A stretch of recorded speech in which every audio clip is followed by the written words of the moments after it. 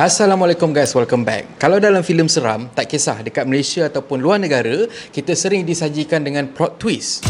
Sebagai contoh, bila hantu berjaya dihapuskan, hero dan heroin akan rasa lega dan akan jalankan kehidupan macam biasa, tapi di akhir cerita, tiba-tiba hantu tu muncul balik.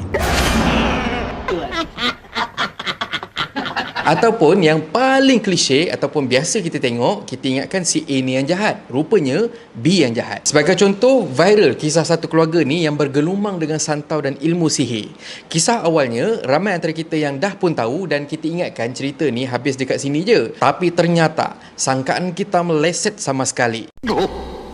Sebelum ni, lelaki yang mengaku dirinya sebagai ustaz dikhabarkan dah pun ditahan oleh pihak berkuasa, tapi beberapa hari lepas tu, dengar pula kisah yang individu terbabit buat laporan polis kerana dibelasah oleh sekumpulan individu dipercayai pengamal perubatan yang viral sebab kes ni, iaitu Tok Singa, Tok Hijau dan kawan-kawan. Tup-tup semalam keluar pula satu lagi berita yang mana wanita yang hangat diperkatakan dan dikenali sebagai Kak G maklumkan yang dia bakal saman Tok Singa dan 3 individu yang lain sebab mendatangkan malu pada dia dan keluarga. 3 individu yang lain tu ialah Tok Hijau, lelaki yang dakwa dirinya sebagai ustaz yang dikenali sebagai Ustaz Perlis, dan ada seorang lagi yang aku tak pernah dengar nama dia, Simon Selamo something. So kira total yang disaman ialah 4 orang.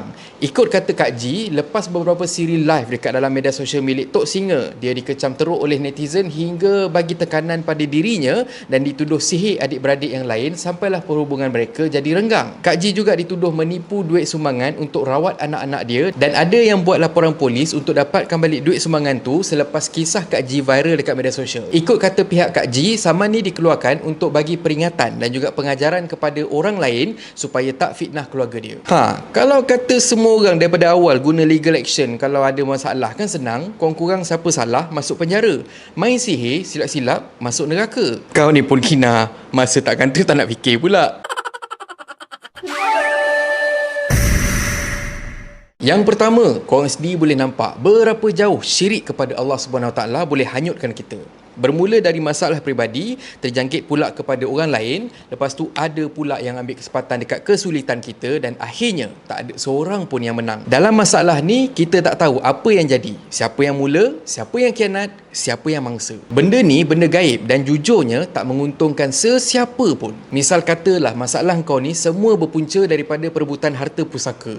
Mungkin kau boleh menang dengan gunakan sihir, tapi cuba fikir, kifarah adalah benar. Kau sanggup khianat saudara kau sendiri kerana sebidang tanah. Kau menang, kau dapat tanah tu. Saudara kau kena mudarat, meninggal, sakit atau gila.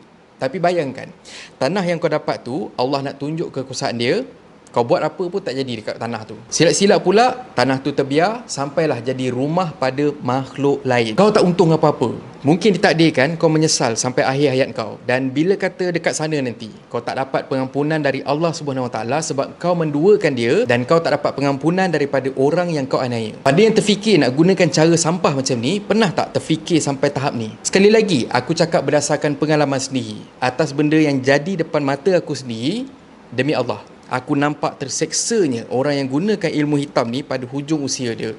Dan itu yang buatkan aku terfikir, kau menang, kau dapat apa yang kau nak, tapi nikmat, ketenangan dan kebahagiaan kau kena korbankan sepanjang hayat kau. Sanggup ke kau nak hidup macam tu? Ingat bahagia yang sebenar bukan atas berapa banyak harta yang kau dapat kumpul, tapi berapa banyak yang kau mampu bagi pada orang lain. Tak kisah harta atau kasih sayang. Apapun, insyaAllah video seterusnya aku akan share dengan korang feedback dari Tok Singa. Dan akhir kata pepantun, bagai melepas anjing tersepit. Dah lepas, kau digigit. Kau menang sebab ifrit. Dalam kubur, kau terhimpit. Dan kalau korang suka konten yang ada dalam channel ni, please consider to subscribe, okay? So thank you very much for watching and have a nice day. Assalamualaikum.